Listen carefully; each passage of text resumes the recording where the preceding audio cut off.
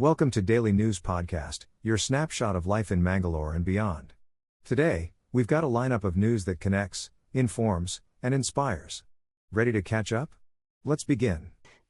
In a tragic incident in Mangalore, a 40-year-old man named Abhishek Singh from Ghazipur, Uttar Pradesh, has reportedly taken his own life at a lodge near Rao and Rao Circle.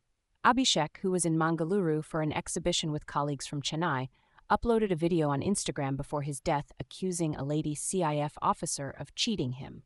He alleged that Assistant Commandant Monica Sihag had hidden her marital status while being in a relationship with him. The Mangalore police have initiated an investigation into the matter following the registration of a case. In a bid to declutter the city, the Mangalore City Corporation has initiated a drive to remove illegal flex banners from various locations including Nanthur, Pumpwell, KPT, and others. These banners were not only causing obstruction to traffic but also impeding the visibility of vehicles. Following numerous complaints from the residents, the MCC decided to take action and have since been clearing commercial and celebratory banners, sparing only the religious ones.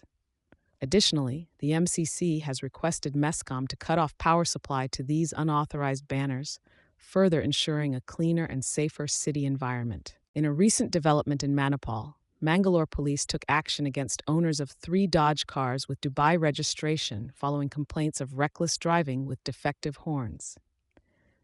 The youth from Kerala, now settled in the Middle East, had all legal permissions to use the vehicles in India until January 2026. However, they were fined $1,500 per vehicle for their violations after locals reported the excessive noise in Manipal.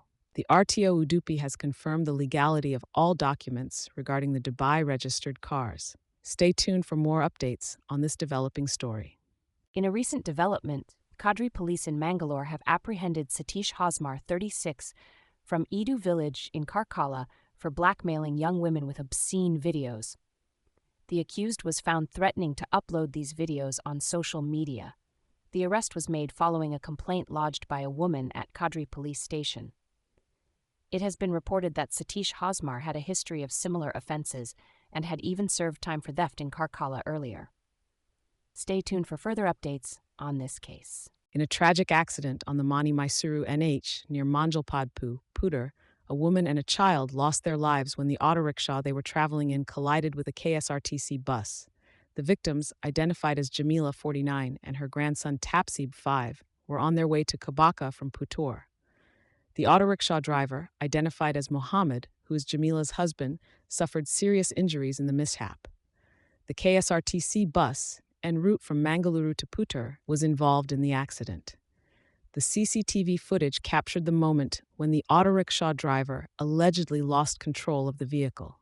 The incident has shaken the local community, and a case has been registered at the Putur Traffic Police Station. Our heartfelt condolences go out to the bereaved family, and we urge all commuters to prioritize safety on the roads. In a groundbreaking move, anti-narcotics champion Dr. G. Srikumar Menon unveils the world's largest collection of anti-drug messages in his latest book, Drugs Are Not Candies and Chocolates. With 108 powerful messages accompanied by AI-generated imagery, this book is a crucial tool in the fight against drug abuse. Dr. Menon, a respected IRS officer and former Director General, has a doctoral degree in narcotics and psychotropic substances. The book's concise messages, aimed at the youth, deliver a clear directive: stay away from drugs, keep away from drugs. Recognizing the global crisis of youth drug addiction, the book warns against drug peddlers targeting educational institutions.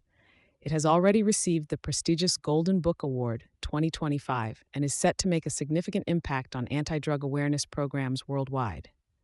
The Udupi Town Police have taken action against a microfinance company in Surathkal for harassing a man and his daughter over repayment of loans. Shamshad and Shahnaz, residents of Bailuru Korangrapabi village, had borrowed money under a state government ordinance. Despite paying regularly, financial difficulties led to overdue payments. The company's aggressive tactics included illegal entry into their home, verbal abuse, and threats. A case has been filed under relevant sections of the law. Let's hope for a fair resolution to this distressing situation. In a grand inauguration ceremony, the 19th branch of MCC Bank was opened at Belman. The branch was inaugurated by MLC Mr. Ivan Souza and the chairman, Sahakara Ratna Mr. Anil Lobo. Reverend Frufter Frederick Mascarenhas blessed the new premises, which saw the presence of distinguished guests like Mr. Walter Nandalik and Mrs. Rameshwari M. Shetty. The chairman, Mr. Anil Lobo, highlighted the bank's commitment to serving the community and announced upcoming digital banking facilities. Various institutions were recognized for their charitable contributions, and achievers in the Belman area were honored for their outstanding accomplishments. The event was attended by prominent personalities and members of the community.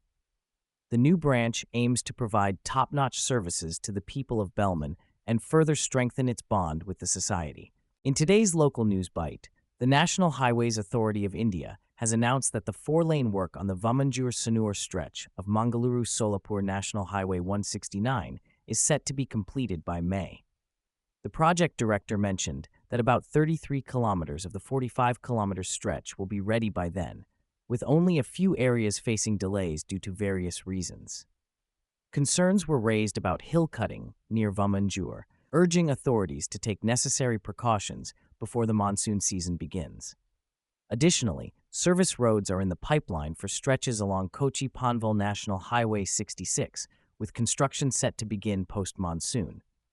Work on the Mangaluru-Bengaluru NH75 is also progressing well, with the Kaladka flyover expected to open by the end of March.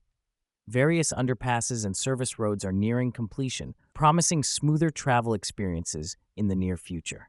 Stay tuned for more updates on these crucial infrastructure developments in and around Mangaluru. In a bold move, Tamil Nadu Chief Minister M.K. Stalin has taken a dig at the center's delimitation plans by urging newlywed couples to start families immediately.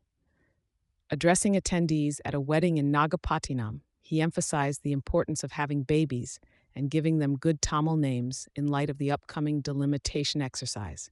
The ruling DMK has been vocal against the delimitation process, arguing that it may put southern states at a disadvantage due to their effective population control measures. In response, the BJP criticized the DMK's stance as a diversionary drama and accused them of mismanagement. Mr. Stalin also called for unity among political parties in Tamil Nadu to address the delimitation issue and emphasized the need to stand together for the state's welfare and rights. Stay tuned to Mangalore Today for more updates on this evolving political discourse. In a recent address at Vidhana Suda, Governor Thawarchand Gehlot praised the Karnataka model of development, emphasizing its people-centric approach. He highlighted that experts globally are studying this model, with Oxford University calling it shining a light in the darkness. The governor defended the state's guarantee schemes, noting Karnataka's increasing income and reducing inequality. He mentioned that foreign direct investment and GST growth are positive indicators. Gehlot credited welfare programs for reducing farmers' suicides and reiterated the government's commitment to reducing inequality. Annually, over 90,000 crore is spent on welfare programs benefiting over 1.25 crore families. The governor outlined efforts to transform Karnataka into a USD 1 trillion economy, focusing on healthcare, education, sanitation, and sustainable agriculture.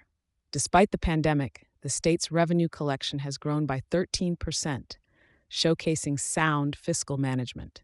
With an annual spend of 52,000 crores on guarantee schemes, Karnataka is making significant strides towards inclusive development. Trade Minister Piyush Goyal has embarked on a crucial visit to the United States to address looming trade tensions. With President Trump's proposed reciprocal tariffs set to impact Indian exports, Goyal aims to secure clarity on the tariffs' implications and explore the potential for a trade deal. While India has shown willingness to consider tariff cuts on industrial products, discussions around agricultural tariffs remain sensitive due to concerns over the impact on farmers. India has already made tariff adjustments and increased imports in an effort to ease trade tensions, as bilateral trade with the U.S. continues to grow. Analysts highlight sectors such as chemicals, automobiles, and food products as most at risk from potential U.S. tariffs, with agriculture and dairy exports particularly vulnerable. Goyal's visit aims to navigate these challenges and foster stronger trade relations between the two nations. Prime Minister Narendra Modi embarked on a thrilling lion safari at Gir Wildlife Sanctuary in Gujarat's Junagadh district to mark World Wildlife Day. Arriving from offering prayers at the Lord Shiva temple in Somnath, Modi stayed at Sinsadan in Sasan, managed by the State Forest Department, before his safari. Along with ministers and forest officials, he explored the sanctuary, home to the Asiatic lions. Modi is set to chair the National Board for Wildlife meeting in Sasan Gir, discussing conservation efforts for the lions. The government has allocated over 2,900 crore for Project Lion, focusing on their protection as Gujarat remains their sole habitat. Initiatives like the National Referral Center for Wildlife and high-tech monitoring centers aim to enhance wildlife conservation. Earlier, Modi visited Vantara, a wildlife rescue center at the Reliance Jamnagar complex, dedicated to the welfare of captive elephants and wildlife. In a recent controversy, Congress Party spokesperson Shama Mohammed faced severe backlash for her criticism of Team India captain Rohit Sharma's fitness. Her social media post during the India-New Zealand match labeled Sharma as fat and unimpressive, stirring outrage among cricket fans and the BJP. The Congress High Command swiftly intervened, directing her to delete the post, which she complied with. Despite attempts to downplay the incident as a generic remark, the damage was done, leaving the party in a tight spot. The Congress distanced itself from Mohammed's statement and emphasized its respect for sporting icons. In response, BJP slammed Congress, calling the remark shameful and reflecting an emergency mindset. While Shama Mohammed is yet to apologize, senior Congress leader Pawan Khera clarified that her views do not represent the party's stance. This incident underscores the delicate balance political figures navigate in a country passionate about cricket. In a recent development, after TTD Chairman B.R. Naidu requested Tirumala to be declared a no-fly zone, Union Minister K. Ramohan Naidu has stated that discussions are ongoing to reroute flights. Despite no provision for a no-fly zone currently, efforts are being made to ensure flights avoid Tirumala Hills. Additionally, the construction of Mamnur Airport in Warangal, Telangana, is set to be completed in 2.5 years, with the Ministry of Civil Aviation approving its expansion. The Airports Authority of India is ready with a master plan for a world-class airport in Warangal, pending land acquisition. Ramohan Naidu thanked the Telangana government for sanctioning funds, emphasizing the importance of more airports in the state. Plans for an airport in Bhadradri Kothagudem are underway after feasibility studies deemed the initial site unsuitable. The minister stressed the necessity of airport infrastructure expansion for the region's development, in line with PM Modi's vision to increase the number of airports in the country.